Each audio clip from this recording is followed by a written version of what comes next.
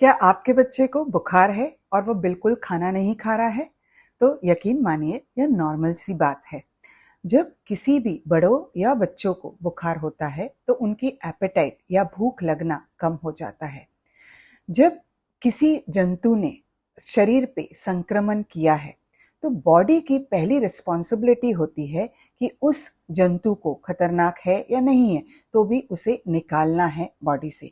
तो सारी मैकेनिज्म्स जो बॉडी की रहती है उसी में जुट जाती है कि उस वायरस को या बैक्टीरिया को हटाया जाए बॉडी से। इस वायरस को या बैक्टीरिया को हटाने के लिए, इस मैकेनिज्म को एक्टिवेट करने के लिए बॉडी को काफ़ी एनर्जी चाहिए। जब बुखार रहता है वैसे ही एनर्जी कम हो जाती है। तो जो बची कुची एनर्जी है बॉडी को सारा उसमें यूटिलाइज करनी है वायरस और बैक्टीरिया को निकालने में। अगर बुखार के दरमियान आप अपने बच्चे को ज़बरदस्ती खाना खिला रहे हो तो जब वही खाना पेट तक पहुंचता है तो उसको डिजेस्ट करने के लिए बॉडी को स्टमक और इंटेस्टाइन्स तो है जिनकी मदद लेते हैं, पर ऑल्सो दूसरे बहुत सारे बॉडी ऑर्गन्स है जिनकी मदद लेनी पड़ती है। उस खाने को डाइजेशन के लिए पैनक्रियास से एंजाइम चाहिए, तो इसीलिए पैनक्रियास को एक्स्ट्रा काम करना पड़ेगा क्योंकि फूड बॉडी में है, पेट में है।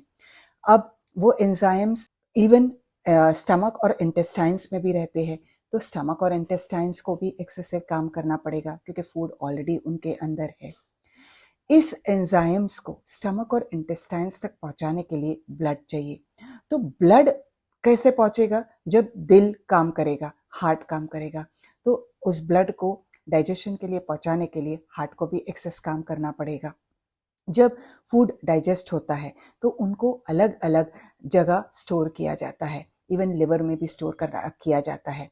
लिवर भी हेल्प करता है उनको डाइजेस्ट करने में। तो जब बच्चा एक्सेसिव खाना खा रहा है तो लिवर पे भी एक्सेस लोड आ रहा है।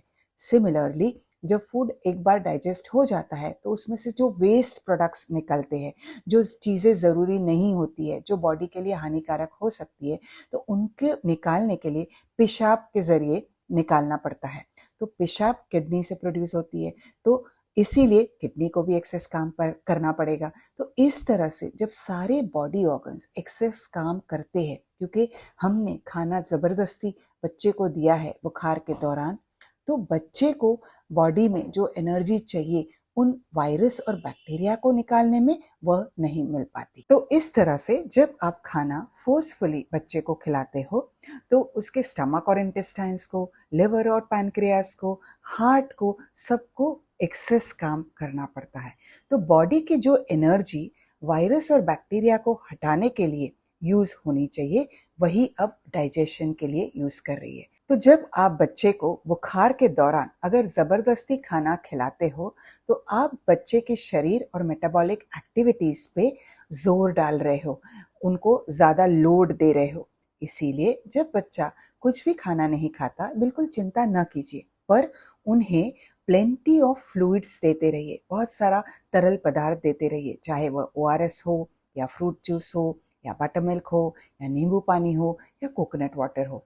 और जो दूध पीता हुआ बच्चा है उसे तो माँ का दूध ही इनफ हो जाता है। जब यही बच्चा जब ठीक होने लगता है, रिकवर होने लगता है, तो उसकी एपेटाइट अपने आप रिटर्न होती है। इसीलिए अगर आपका बच्चा कोई खाना नहीं खा रहा है बुखार के दरमियान, बिल्कुल चिंता ना कीजिए। आप उसे बस लिक्विड्स बहुत सारे देते रहिए, दूध देते रहिए और उन्हें प्लेंटी ऑफ रेस्ट दीजिए।